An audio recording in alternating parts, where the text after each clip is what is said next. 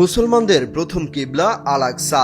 এই মসজিদ থেকেই প্রিয় নবী হযরত মুহাম্মদ সাল্লাল্লাহু আলাইহি ওয়াসাল্লাম মিরাজ গমন করেন।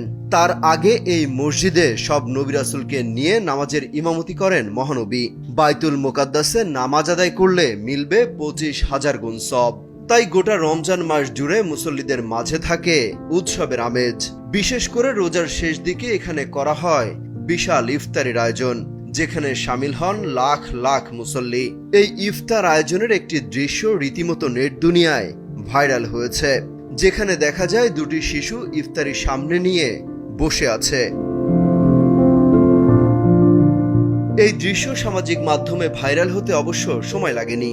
মুসলিম নেটিজেনরা বলছেন, এমন মমতাময়ী দৃশ্যই ইসলামকে এত সুন্দর করেছে।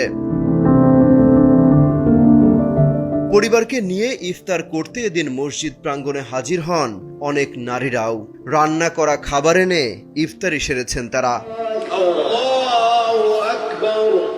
আল্লাহর সন্তুষ্টি লাভের আশায় পবিত্র লাইলাতুল কদর উপলক্ষে ইবাদত বন্দিগিতে শামিল হন লাখ লাখ মানুষ। এদিন ইসরায়েলি সেনাদের রক্তচক্ষু উপেক্ষা করেই মসজিদে হাজির হন তারা। আল আকসার দায়িত্বে থাকা জর্ডান ভিত্তিক পর্যবেক্ষক সংস্থা ওয়াকফের তথ্য অনুযায়ী রাতে মসজিদটিতে লাইলাতুল কদর উপলক্ষে নামাজ আদায় করেন 2,80,000 মুসল্লি। যদিও ইসরায়েলের পুলিশ বলছে সংখ্যাটি 1,30,000। অবশ্য মসজিদের বাইরে সশস্ত্র অবস্থানে ছিল ইসরায়েলি বাহিনীর তৎপরতা। তবে এদিন সহিংসতার কোনো ঘটনা ঘটেনি। রমজান মাসের শুরু থেকেই অস্থিতিশীল হয়ে ওঠে জেরুজালেমের পরিস্থিতি। পবিত্র আল আকসা মসজিদ প্রাঙ্গণে অভিযান চালায় ইসরায়েলি পুলিশ। নামাজরত মুসল্লিদের বের করে দেয়া হয় মসজিদ থেকে। এমনকি অভিযানকালে তারা ফিলিস্তিনি মুসল্লিদের লক্ষ্য করে স্টান গ্রেনেড ও রাবার বুলেট ছোড়ে। অভিযানকে কেন্দ্র করে ইসরায়েলি পুলিশের সঙ্গে ফিলিস্তিনি মুসল্লিদের সংঘর্ষ হয় দফায় দফায়।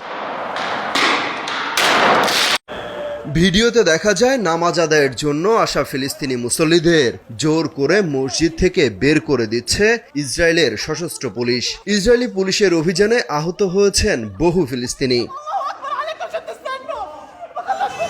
ইসরায়েলি বাহিনীর এমন হামলার ঘটনা নিন্দা জানিয়েছে তুরস্ক, জর্ডান, বাংলাদেশ সহ বিভিন্ন মুসলিম দেশ। ইসরায়েলি আগ্রাসনের বিরুদ্ধে বিক্ষোভ মিছিলও হয়েছে দেশে দেশে। অমিত হাসান রবিন, কালবেলা ডেস্ক।